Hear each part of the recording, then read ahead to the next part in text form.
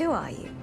Major Douglas Kelley. He is the Army psychiatrist tasked with discovering whether these men are fit for trial.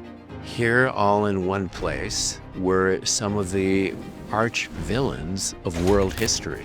It was a concentrated dose of what many people believed was evil in one spot. And I don't think he knows what he's up against. The entire world is watching. I learned in 2023 that my book, The Nazi and the Psychiatrist, was going to become a movie called Nuremberg. My first reaction was, wow, it's another thing about my father. How are they going to present him? I spent a week in Budapest, and during that time, they were shooting a lot of the Goering prison cell scenes, which were just scenes between Russell Crowe and Rami Malek in a very confined space. He was interested in talking with me about his interpretation of the character. I wanted him to be charming.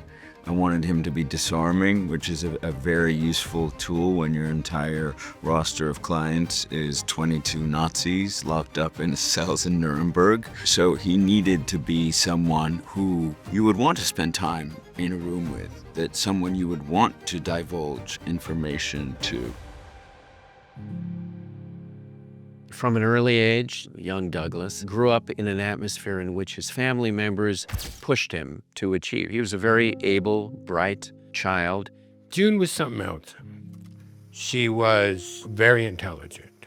The second woman lawyer to actually practice before the state Supreme Court in California. She did what she did for function because her husband, Doc, was very affable, laid-back, kind of rakish guy that hung out and was friends with everybody in town and hung out, and everybody knew old Doug Kelley. And my father was content to ply his trade and display a cheerful disposition. He was a man of no accomplishment. But you believe you are destined for more.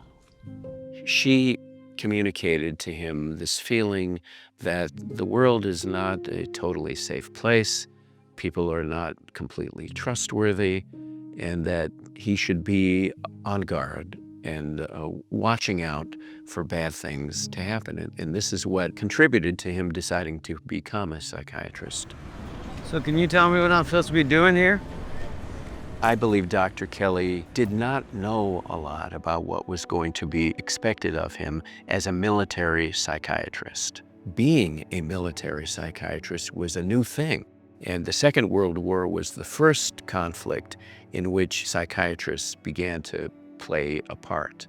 It was first noticed, I think, during World War I, that soldiers often came out of fighting with disabling psychological problems. And for a long time, they were thought to be permanently disabling or disabling for a long time. And it wasn't until World War II that some medical techniques were developed, Dr. Kelley foremost among them, to shorten the length and to remove it. So there were patients who came to him who were afraid to return to the battlefield. There were some who may not have been afraid, but couldn't function. It was trauma. He was treating trauma of various kinds that soldiers acquired in battle. He accomplished. He was able to create scenarios that got results that the military wanted, that had not been achievable by other people's efforts and actions.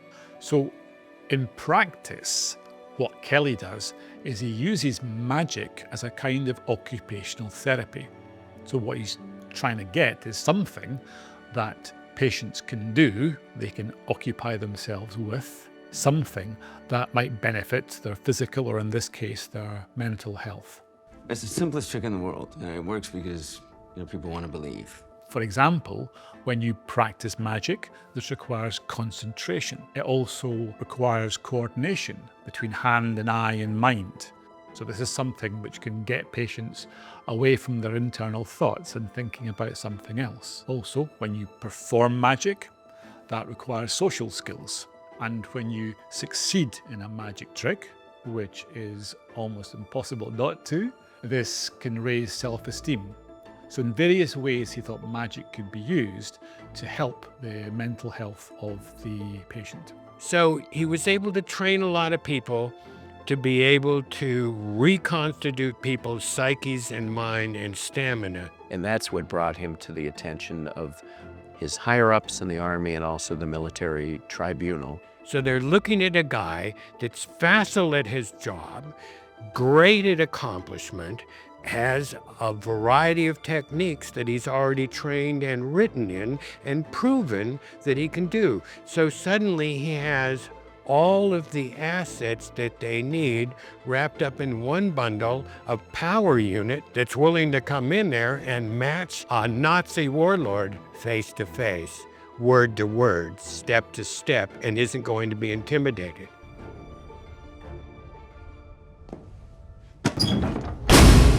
What the Army originally proposed for the psychiatrist was something that almost any psychiatrist could handle, which was simply to assess these men to determine they were mentally fit to stand trial. That means that they were healthy in a basic sense, but in a legal sense, fit the criteria of knowing right from wrong and being able to control their actions enough to be held responsible for their actions.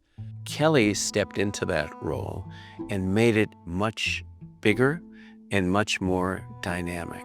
Instead of someone who came in and tested them and rendered a professional judgment, he became a key figure in the life at the Nuremberg jail. It's because of him that we now know so much about those men. That's one of the great things of value that came out of Kelley's time at Nuremberg. If we could psychologically define evil, we can make sure something like this never happens again. Kelley had some important early influences. One was his grandfather, Charles McGlashan. McGlashan, the same thing as my father. He's a big dude. He gets into everything. He was a reporter. He was an editor. He also discovered where the Donner Party was. So the Donner Party were these overland migrants around the time of the California gold rush, and they got caught during a blizzard and were stranded in the mountains all winter and had to resort to cannibalism. And so McGlashan wrote the first book about the Donner Party, and he also built a private museum. It was possible at that time to still visit those sites and find remnants of the party, bones, utensils, tools. They used grisly items of different kinds. So when Dr. Kelley was growing up, he spent a lot of time with his grandparents, including McGlashan, and was immersed in this dark, grotesque history. I think that influenced him Dr. Kelley had a lot of darkness within him, and I think this was the start of it. Are we friends, Doctor? I think that word is a little too simple for what we are. Dr. Kelley is in some ways similar to Hermann Göring. Big ego, smart, believing his absolute rightness. And when I have talked with Dr. Kelley's son, Doug, about this matchup of characters, we've often together referred to it as King Kong versus Godzilla, because they were master manipulators, both of them, trying to outwit the other. There was actually a sense of power-to-power recognition, respect, that either one of them could have switched roles and been accomplished in the job that they had. And so between the two of them, I think it's a nature that they felt. And as that, they became, and a lot of people misunderstand this, they became friends in that genre, but not friends as friends. Been seeing him a lot without me. What you doing, Doc?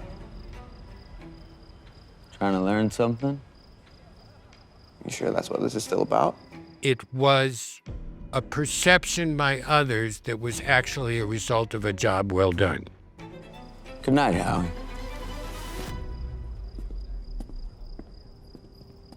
Kelley's role in the International Military Tribunal, that first Nuremberg trial, I think has faded because, first of all, he was a background player.